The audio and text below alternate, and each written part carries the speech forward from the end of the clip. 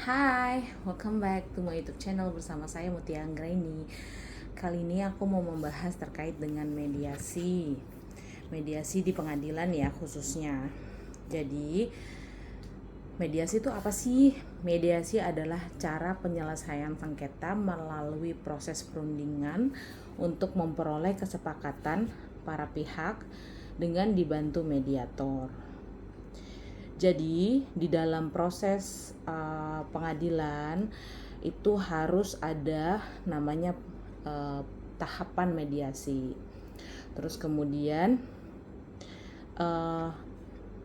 tahapan mediasi ini tuh diatur di dalam pasal 1 Perma RI nomor 1 tahun 2016, yang mana ayat 1 disebutkan bahwa semua sengketa perdata yang diajukan ke pengadilan termasuk perkara perlawanan atau verzet dalam putusan verzet atas putusan verstek dan perlawanan pihak berperkara atau partij verzet maupun pihak ketiga derden verzet terhadap pelaksanaan putusan yang telah berkekuatan hukum tetap wajib terlebih dahulu diupayakan penyelesaian melalui mediasi kecuali ditentukan lain dalam peraturan MA ini.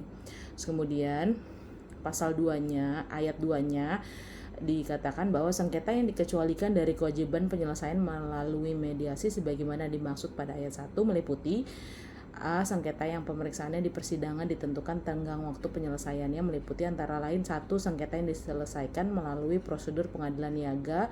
2. Sengketa yang diselesaikan melalui prosedur pengadilan hubungan industrial.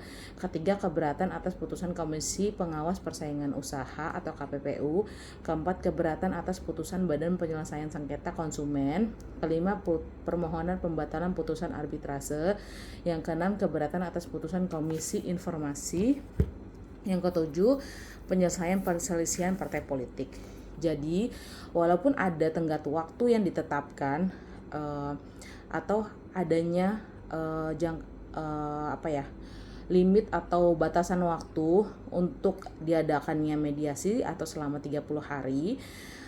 Namun proses mediasi ini tidak boleh di skip dalam arti tidak boleh dilewatin, tidak boleh tidak dilaksanakan gitu. Jadi ada tahapan mediasi, para pihak bertemu di dalam para pihak yang bersengketa langsung tanpa perwakilan atau tanpa kuasa harus berhadapan langsung, memediasikan, membicarakan fakta-fakta yang mungkin dapat menjadi jalan terang agar persidangan tidak berlanjut atau proses perdamaian seperti itu. Terus kemudian nanti di dalam proses mediasi ini para pihak menyatakan pendapatnya dan memberikan pendapat-pendapat yang mungkin dapat diterima para pihak lawan sehingga dapat dinegosiasikan kembali dan ditempuh jalur perdamaian. Namun apabila proses mediasi ini tidak berjalan dengan lancar atau para pihak tetap tidak bertemu dalam hal kesepakatannya tidak terjadi, maka para pihak dapat melanjutkan persidangan atau mediasi dinyatakan gagal. Namun memang proses mediasi ini harus dijalani oleh para pihak harus bertemu di ruang mediasi. Kemudian nanti jikalau memang para pihak sepakat untuk berdamai, akan ada akta perdamaian di antara para pihak tersebut. Terus kemudian mediasi ini dapat dilaksanakan oleh mediator hakim atau mediator non hakim di pengadilan negeri setempat. Untuk proses mediasi seperti itu kurang lebih, karena memang sebelumnya ada salah satu kasus industrial yang mana mereka belum mendapatkan atau belum menempuh proses mediasi ini.